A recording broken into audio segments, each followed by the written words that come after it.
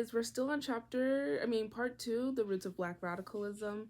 Chapter 6, the historical archaeology of the Black radical tradition. Part, the resistance in British West Indies, and we're almost done. Big purr. There was something else I was saying, but then it left my mind. So we're just gonna vibe and read this part of the book. Anyways, we're almost done with chapter 6. I think I just said that. And then we have Africa, Revolt at the Source, which kind of like really ties this all together in terms. We'll just get there when we get there. Okay. In the same decades of the 19th century, the world says, resistance in the British West Indies. In the same decades of the 19th century, the world system showed a very different and apparently contradictory face to the British West Indies. In Jamaica and older colonies, no combination of the events that were proving so fortunate for Brazil, Cuba, and other sugar-producing areas seemed to favor the colonial sugar producers.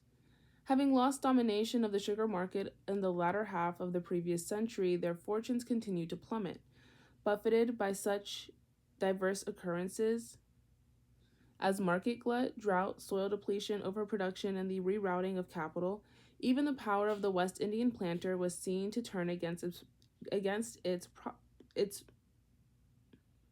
possessors. I don't know, girl. The mercantilist trade restrictions that had preserved the English home market for them now became the limit to which they were bound. Technology even railed against them with the development by French interests of beet sugar to challenge the cane. Eric William reported, bankruptcies were the order of the day. Between 1799 and 1807, 65 plantations in Jamaica were abandoned. 32 were sold for debts, and in 1807, suits were pending against 115 others. Debt, disease, and death were the only topics of conversation in the island. A parliamentary committee set up in 1807 discovered that the British West Indian planter was producing at a loss. The committee attributed the main evil to the unfavorable state of the foreign market. In 1806, the surplus of sugar in England amounted to 6,000 tons. Production had to be curtailed. Okay, I'm not gonna lie. Sometimes nope. See? Caught myself. Look at that. More specifically, as Williams continued, it became clear that with the exception of Barbados, the older colonies were in decline. I think my sister's home. Let me text and tell her not to yell up to me because she does that a lot. And it really, I'm just like, girl, I hear you. See, I can hear her already.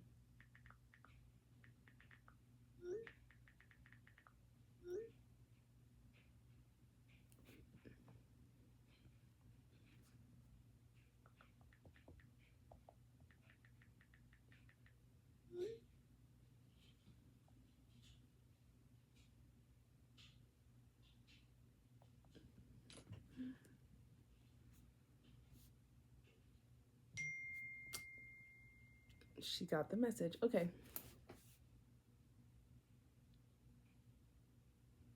Bankruptcies were the order of the day between 1799 and 1807. Oh, wait. I already said that.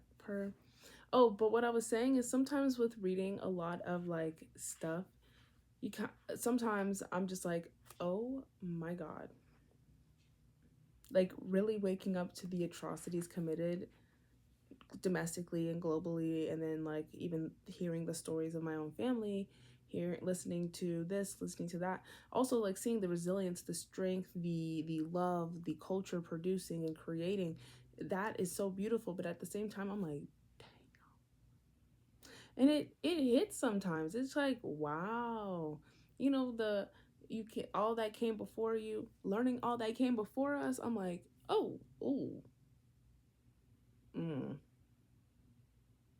and I have more thoughts and feelings that I am not articulating right now, but more in the sense of like, oh wow, this is kind of wow, you know what I mean? But it's good to know and learn and read and reread, but still it's like, dang, Okay, but let's keep going. More specifically, as Williams continued, it became clear that with the exception of Barbados, the older colonies were in decline. The newer colonies seemed to be replacing them in sugar production.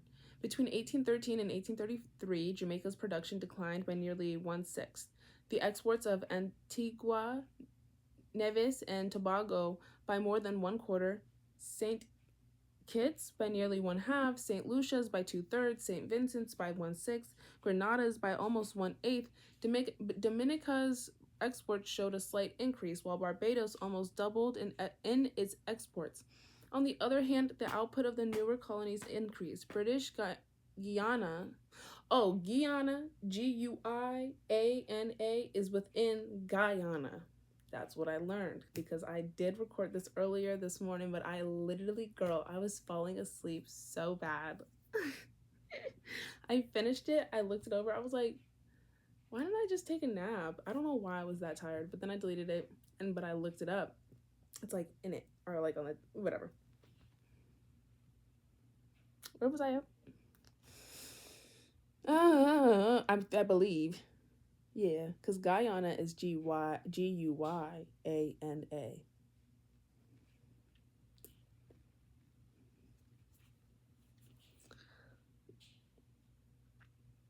On the other hand, the output of the newer colonies increased. Guyana's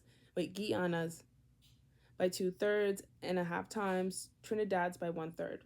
Trinidad's increase in productivity was less an indication of the new targets of opportunity for British capital than of the problems being encountered in the older colonies. Curacao, Curacao, Saint Estatuis, wait, guys, I'm sorry. I apologize. Eustatius, Saba, Saint Martin, Tortola, Tobago, Grenada. Yeah, Grenada and Saint Vincent.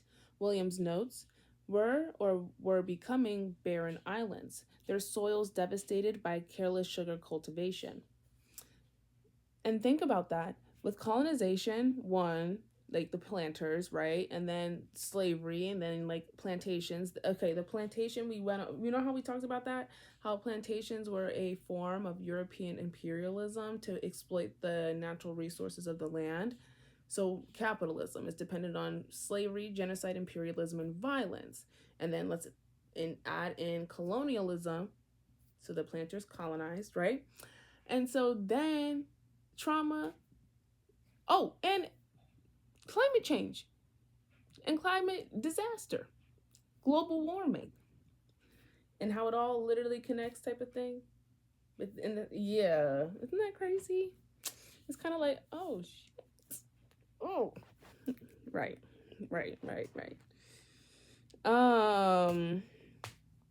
Oh, here, and then like, okay. Their planters found the transfer of slaves and other forms of capital to Trinidad both necessary and convenient. Trinidad's shortage of labor, a problem acute enough to arrest the full utilization of its fertile soil, could only be addressed in this fashion after the abolition of the slave trade.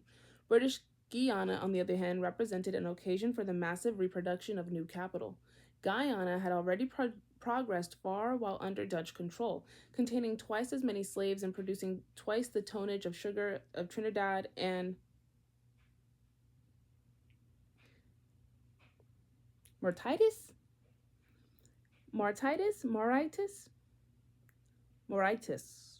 I think. Ugh. Okay, it's Mauritius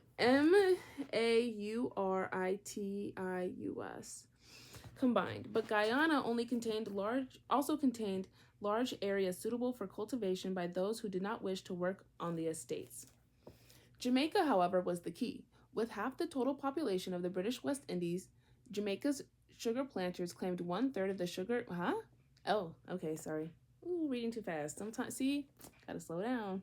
With half of the total population of the British West Indies, Jamaica's sugar planters claimed one-third of the sugar production in British colonies. It was Jamaica's deteriorating role in the world economy that would set the forces of industrial capital against slave economics. Yeah.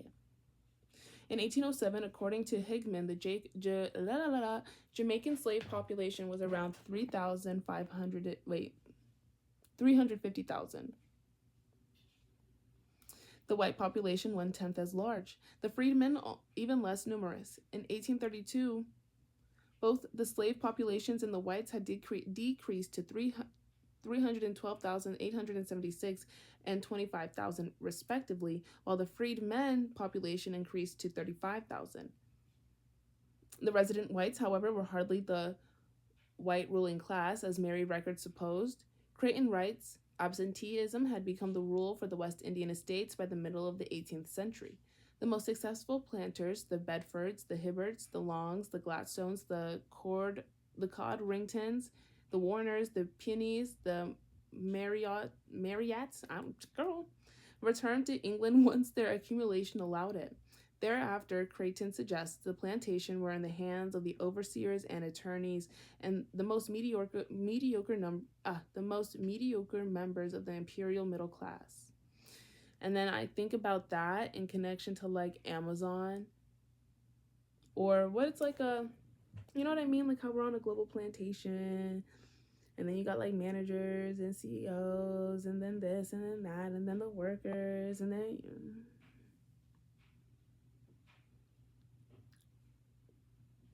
yeah. Okay, right. Okay, right. Thereafter, Creighton's. Oh, wait. Okay, right. Okay, they had nothing but their color and rudimentary ability to write accounts to distinguish them from the most assimilated of the Creole blacks. They were an embattled, embittered class with few inner resources to resist the temptations of petty tyranny or the trauma of alienation. Many plantation whites sank into a hopeless moral torpor, eating, drinking, and fornicating themselves into an early grave. Some of those kept on estates to save the deficiency were so base that even Edward Long had to record that they were heartily despised by what he called the better sort of slaves.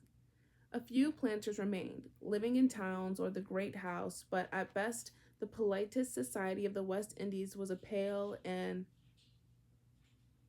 Philistine imitation of life in the metropolis. In England, the decline of the profitability of British West Indian sugar in the second half of the 18th century was countered by an effort to end the slave trade. Without the trade, Williams recounted, it was believed that France's colonial economy would collapse. English capital, that is its emerging industrial faction. So English capital in competition with French it was starting to be industrial. You know how like we went from feudalism to capitalism, and within capitalism the industrial revolution, and then the problem with the North and the South was agricultural, North was industrial revolution, blah blah blah, right? Correct me if I'm wrong though. Maybe I'm wrong, but I think that's what I'm thinking.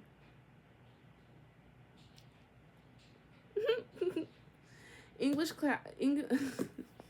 Okay, I'm sorry. Wait, let me take a sip of water.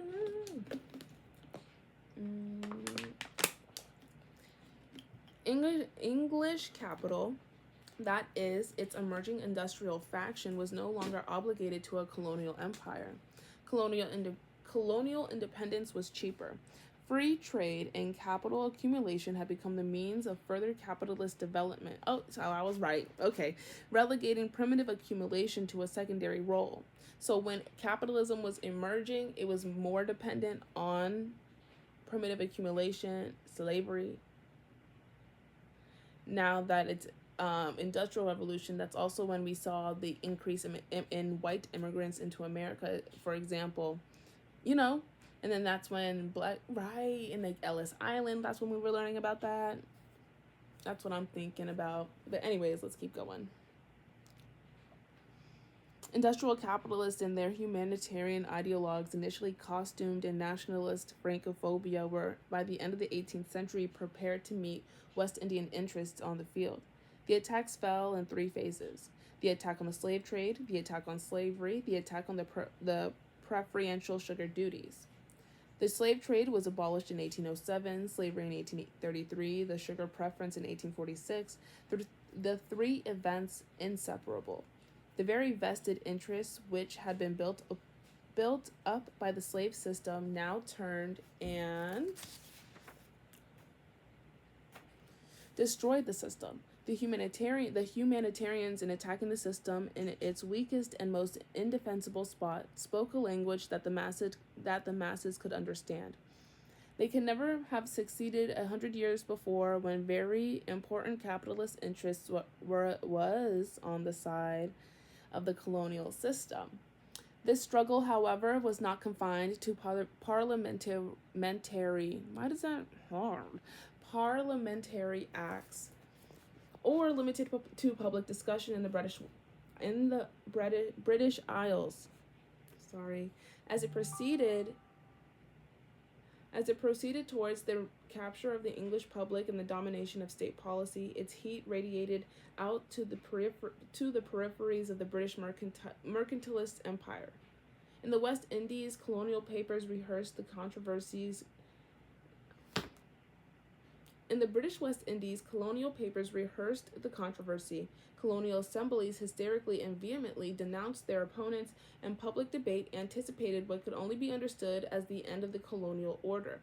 The African slaves in the British West Indies, of course, were also listening. A quieter party whose interest in these questions was as profound as any other. Having been given little occasion or opportunity to articulate their position, some secured for themselves an older form of expression: rebellion. Partner? Okay. The immediate catalyst for slave rebellions in the British West Indies was the slave registry. Initially, the registry had hold up, give me a sec so I can sound it out. Stop. Initially, the registry had been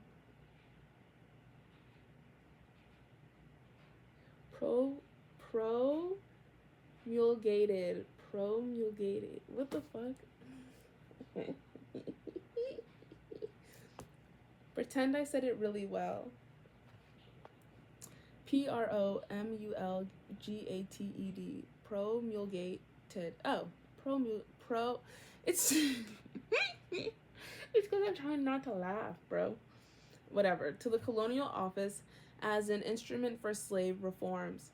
In 1812, James Stephens, the colonial office lawyer acting on behalf of the inner circle of emancipists, had argued that this moderate reform would serve four purposes: to ascertain whether illegal slave importations were still occurring despite the abolition acts, to provide accurate statistics concerning slave mortality and fertility, by doing so further to publicize slave conditions, and thus provoke further reforms. Let me get some chapstick.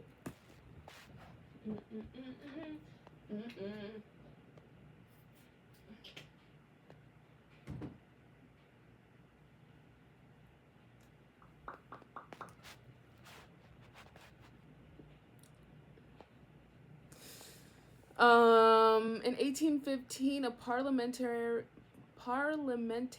campaign resulted in the first order in council for the registry. The registration of slaves could now proceed in the crown colonies. Those without assemblies and colonial governors would encourage colonial assemblies to enact their own registration procedures. The planters, however, recognized the registry for what it is: an initiative to destroy the slave system. Resisted by the planters, even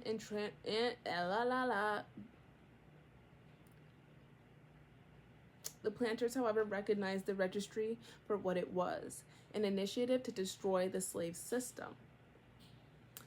Resisted by the planters, even in Trinidad, the implementation was delayed by the Guyanas, and in Jamaica, it was categorically rejected. Meaning they understood, like, obviously you know what they're talking about. They understood what the registry was, and they were like, no, like, we want the slaves, like, we don't want to give up our money and capital. Like, what do you mean we have to treat human beings like human beings? What do you mean? And let's just keep reading. The rebellion broke out with shocking suddenness on Easter Sunday night, 14th of April, 1816, at a time when the slaves were free from work and had ample opportunities for organization under cover of the permitted festivities. Cane field and cane trash houses were fired as beacons in the southeastern parishes, particularly St. Philip's, one of the driest areas with the highest ratio of slaves to whites. Up to 70 estates were affected. Only 2 whites were killed in the fighting, but probably about 100 slaves, with a further 144 executed, 170 deported, and innumerable floggings. Roaming slaves were shot on sight and Negro houses burned.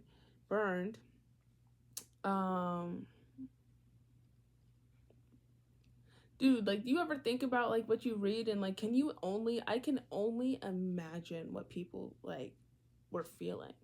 Like, even today, watching a genocide on my phone, multiple genocides on my phone, like, my feelings are BS in terms of, not BS, but I can, like, you know what I mean? Like, I can only imagine the fear, the terror, the hopelessness. No, no, no, no, no.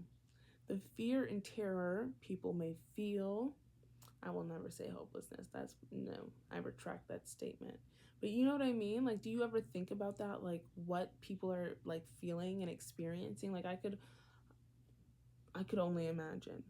And it's like, and like, just reading about it and then even like seeing stuff, I was just like, because it's like, it really don't gotta be this way. You know what I mean? Like, when you think about it, it's like,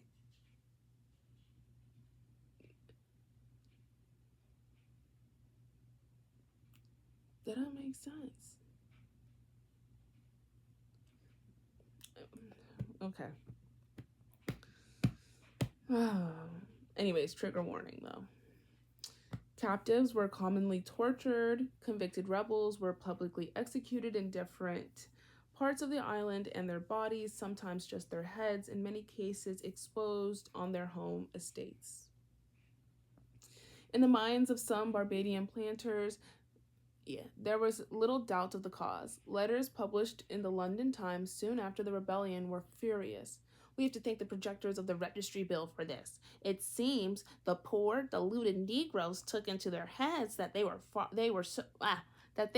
so far emancipated by the British Parliament as to be allowed 3 days each week to. But sorry, I'm trying to like act like some guy complaining, like some Karen. This sounds like a Karen. Okay, but colonial times. Anyways, to be allowed 3 days a week, each week to themselves. And when their owners refused to comply with the demands, they almost immediately commenced burning the estates. Good.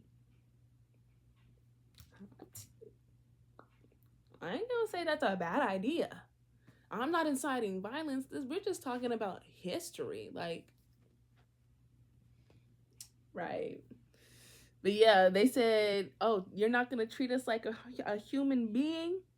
Burn it. Burn it down. Burn it down.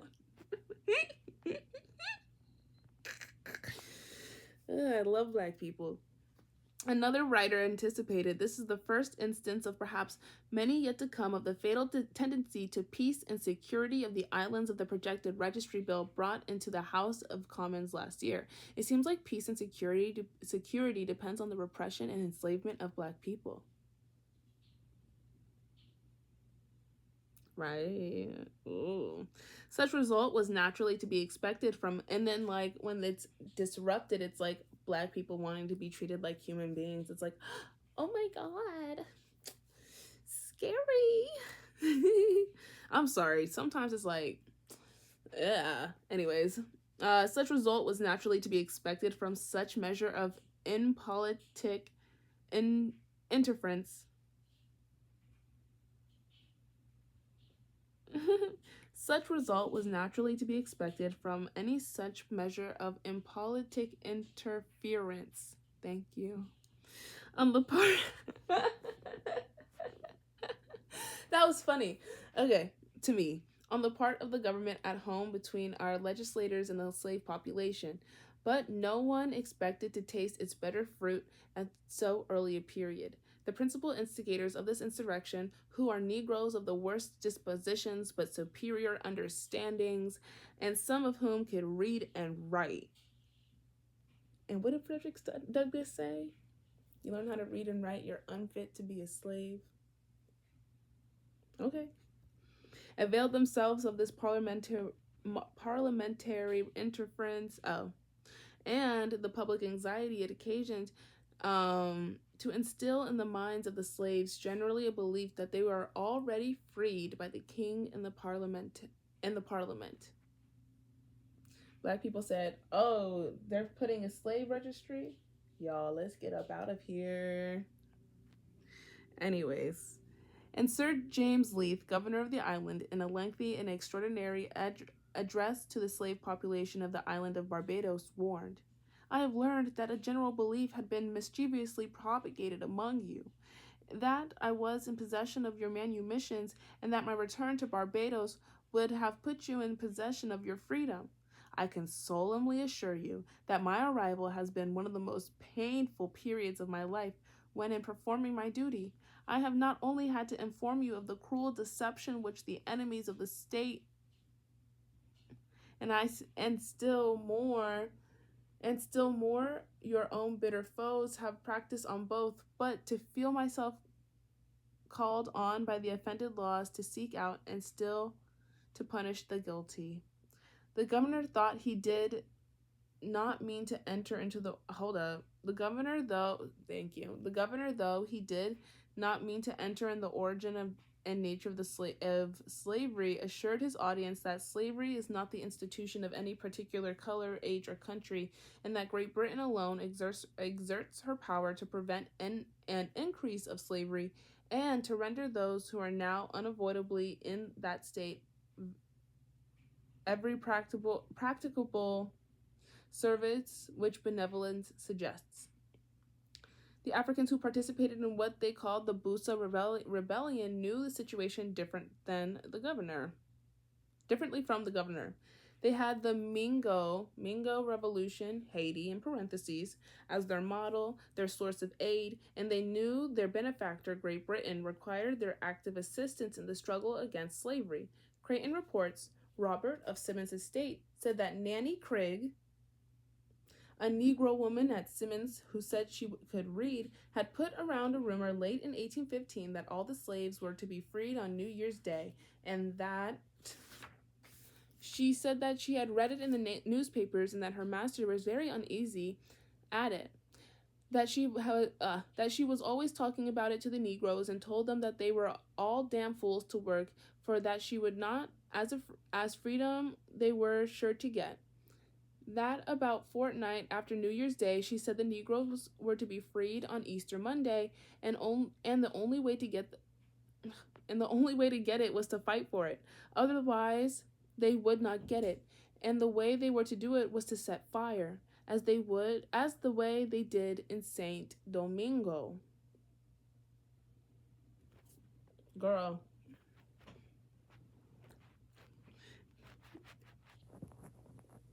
You know what I mean? Like, sometimes, like, damn. Go ahead. Right. Oh my gosh. Did I miss a meeting? I hope I did not.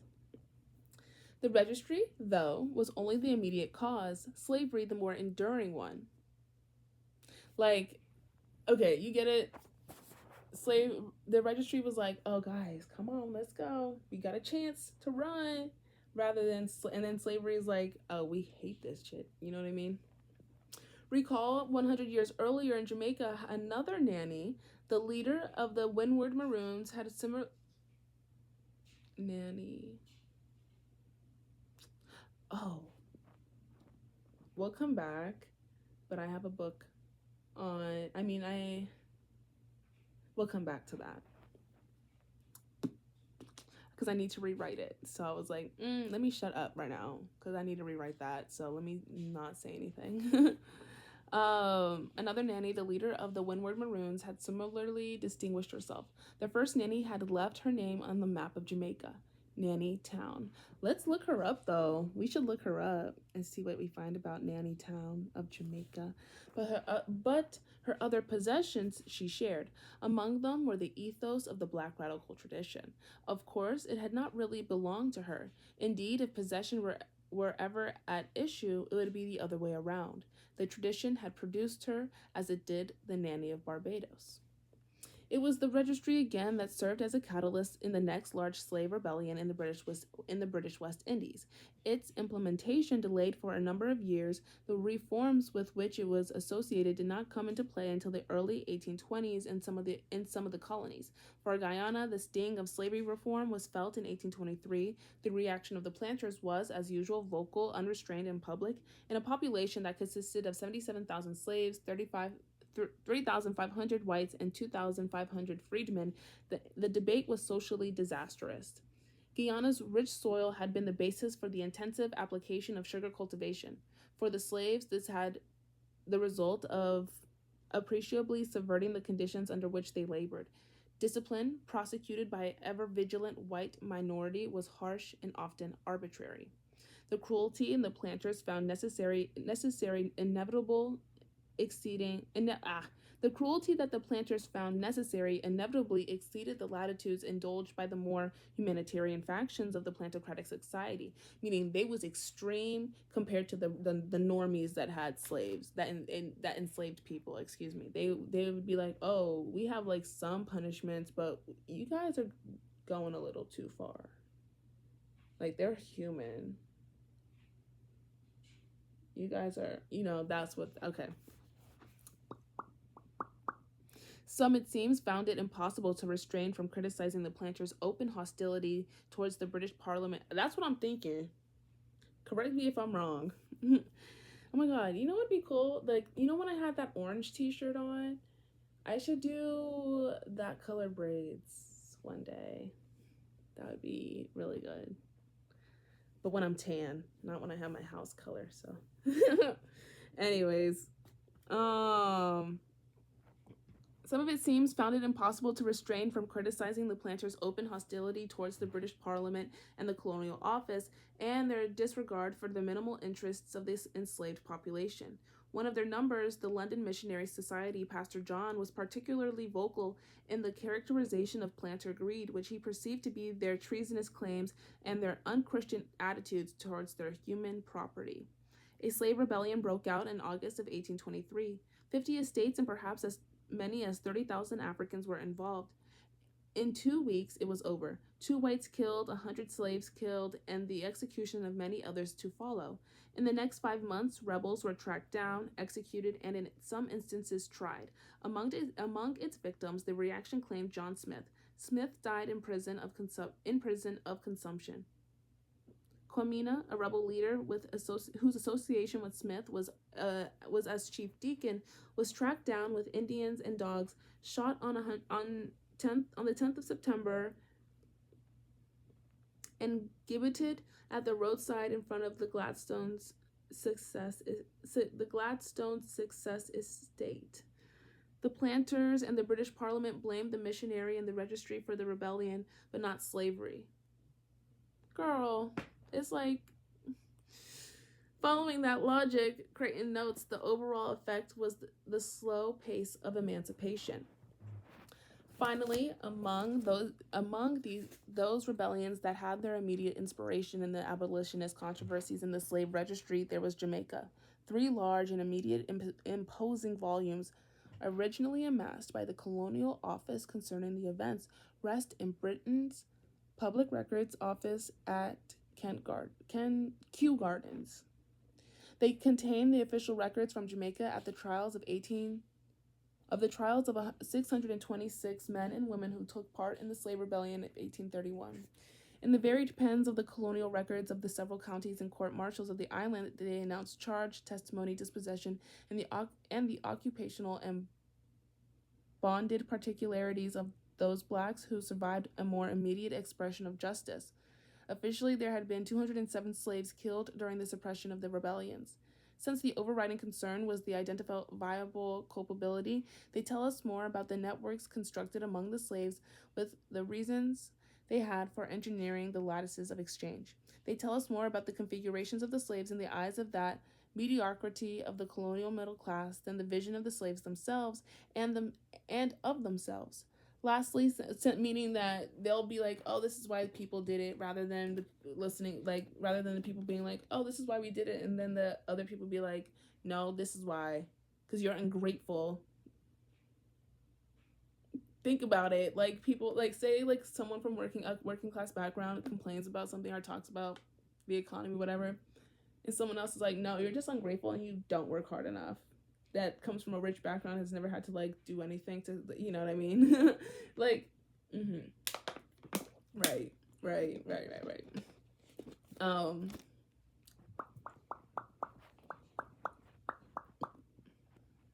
and then the person being like, no, you're not, you're just ungrateful, is like the person that's writing the history, is writing the trials, and you're like, ah, that's not what I said though. Okay, anyways. Lastly, since the documents are the primary sources for such historians of the rebellion at Creighton, Record, and Patterson, and even played a part in contemporary reports such as those of Henry Bleeby, they had they have had other significance. The construction of the events is that bequeathed by the interrogators, overseers, and attorney turned militiamen. Mary Record characterized them, intent on not only restoring order but vengeance for the losses and humiliation. Not to be outdone, think about like the Black Lives Matter thing, like protests, and how like in the news they would be like, "Oh, these people are rioters. They're just destroying everything." And it's like, well, you killed a black man and a black woman and another black man. Like, you're letting state sanctioned violence like happen, and you're like, ha ha ha, he, and you care about property over human life, like that. Okay, right. Okay. Anyways, Mary Record characterized them intent on not only restoring order but vengeance for their losses and humiliation. Not to be outdone, Creighton has written of the plantocratic psyche as the source of their reactions to the rebellion. Their emphasis on rape as a motive among the slaves, oh, trigger warning, a deep sexual insecurity. Patterson has asserted that they were selfish and incompetent. Their attitudes towards slave revolts oscillated between extreme hysteria and unbelievable smugness. Why, then, would its historians leave the identity of the slaves' activities in Jamaica in 1831 in such hands? Perhaps the answers lie in the seductiveness of the accounts that emerge. In Toto, Toto, the trial records, which resulted in the executions of 312 slaves, asserts the existence of a Christmas rebellion in 1831, so named because the rebellion broke out on Monday evening, the 27th of December. Popularly known as the Baptist War, the victors' inquiries indicated that its leaders were Samuel Diddy Ruler Sharp, his nickname Daddy Ruler. I said Diddy Ruler, didn't I? I meant Daddy Ruler. I was watching Diddy videos today. Not like videos, but like the stuff that's going on. His allegedly. George Taylor, George Guthrie, and Johnson. Thomas Dove, Robert Gardner, Dehaney, and Tharp of the Black Regiment. Planning for the rebellion had begun in August and almost been betrayed by a series of incidents at the Salt Spring estate near Montego Bay and 3 estates in Trelawney. I did not say that right. Trelawny Parish several days prior to the planned outbreak. In its post-mortem, the Jamaican Assembly's Commission of Inquiry attributed the rebellion to several causes. The debate on the abolition of slavery that opened in the House of Commons in April, the Baptist, Wesleyan, and Moravian missionaries active especially in St. James Parish and Montego Bay, the centers of the rebellions, and rumors of a free paper issued by King William, manumitting the slaves that was believed by slaves either to have been withheld by local whites or arriving with the returning Baptist missionaries. Thomas Birchnell, in all a very neatly drawn scenario, augmented later by the attributions of Christian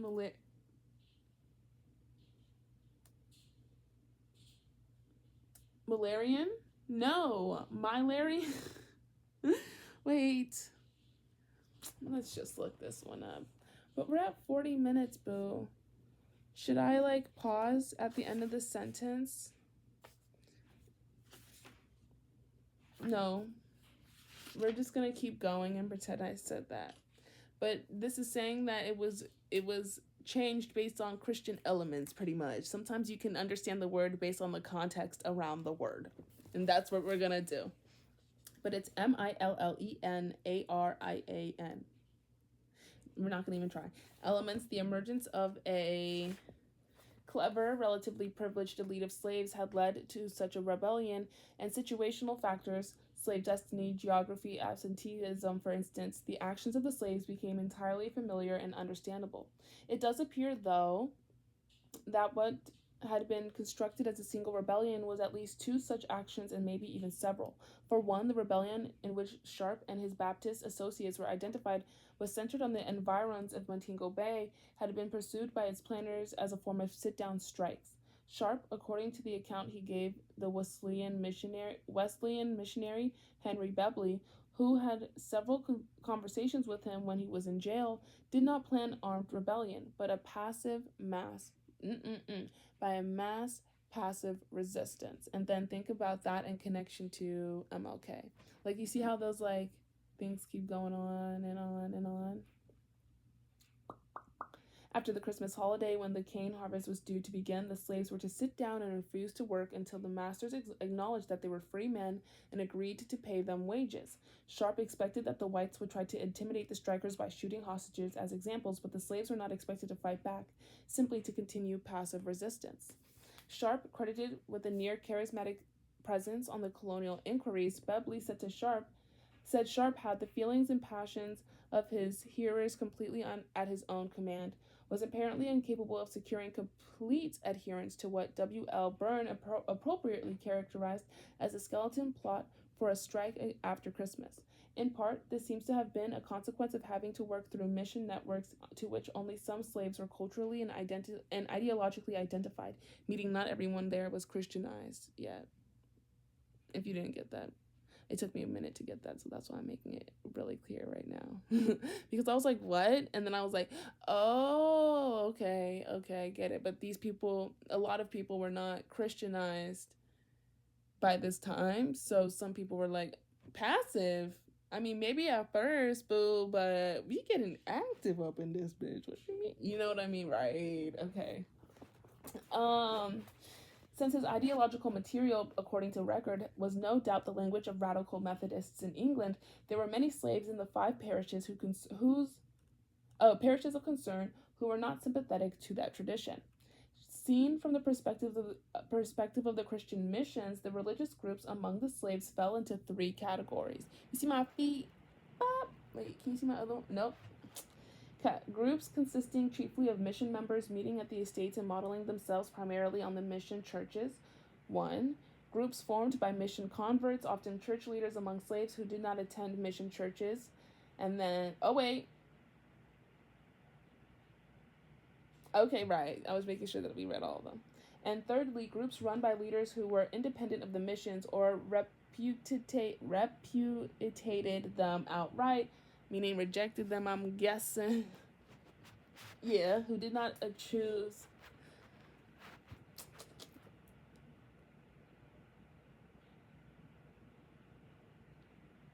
Okay, we're gonna reread that real quick.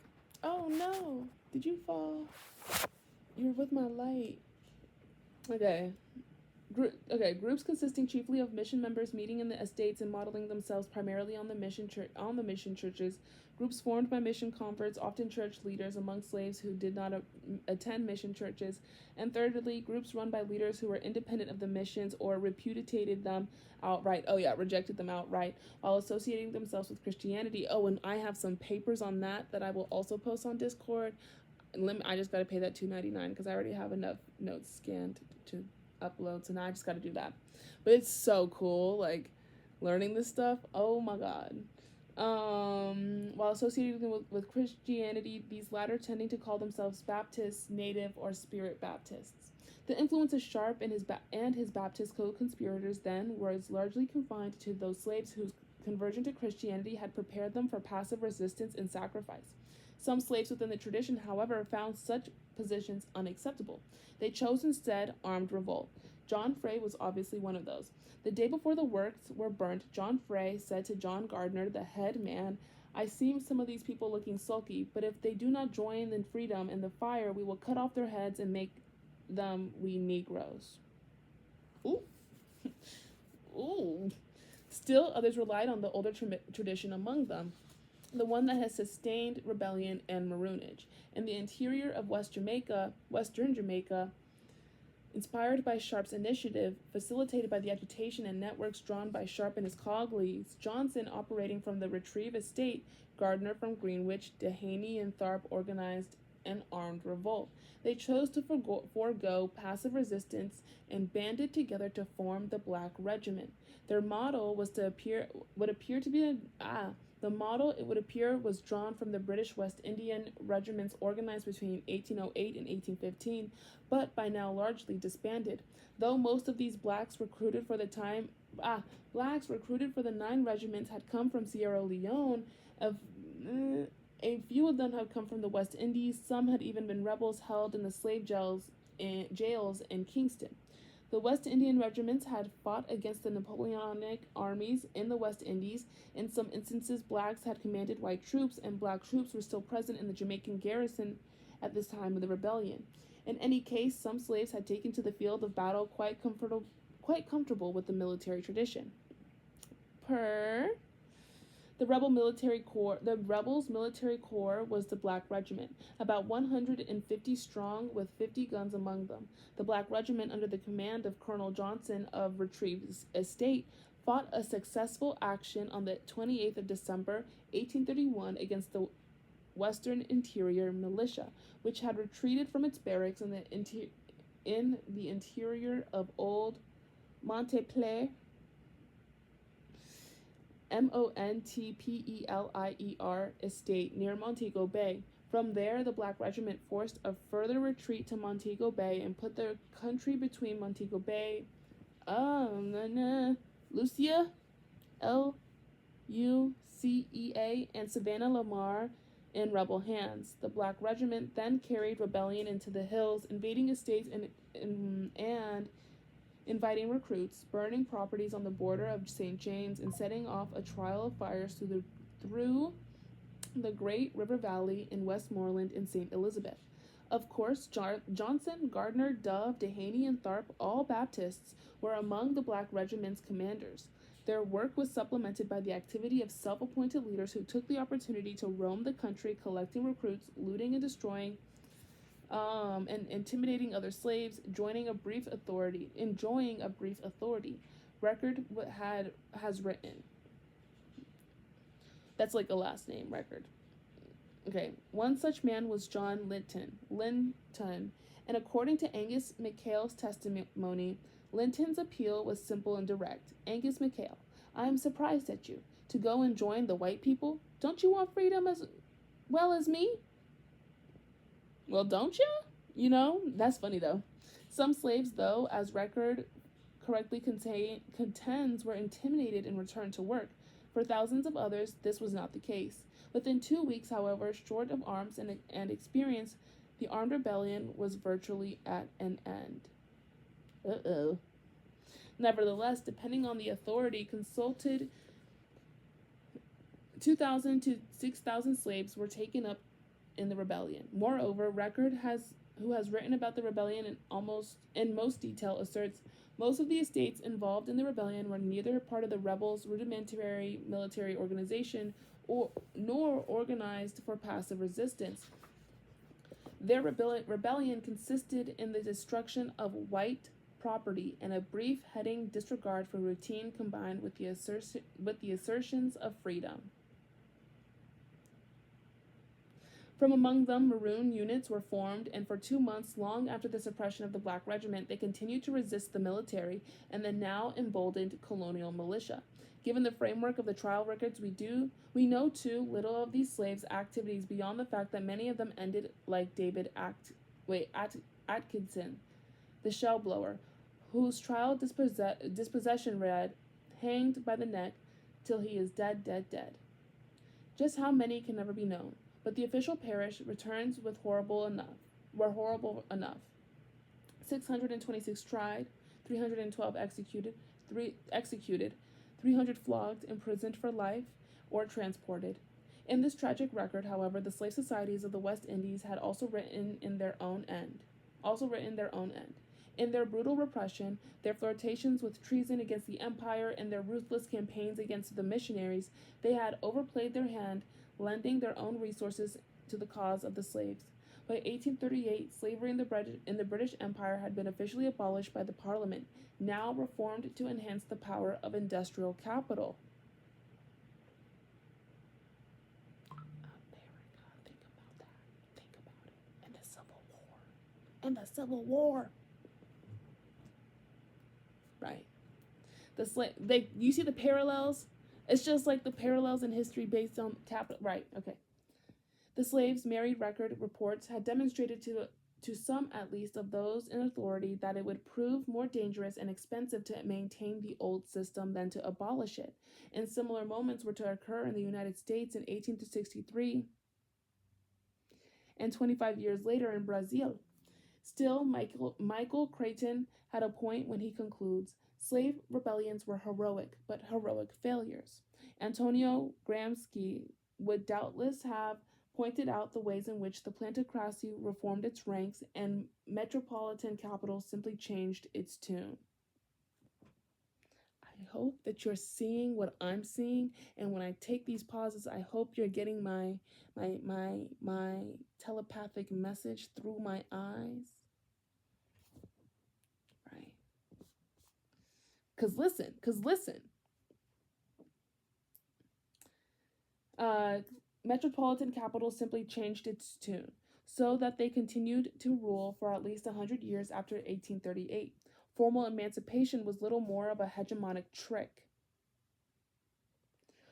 New forms of slavery were instituted by importing Asiatic coolies or simply wage slavery. Hold up. The list, of course,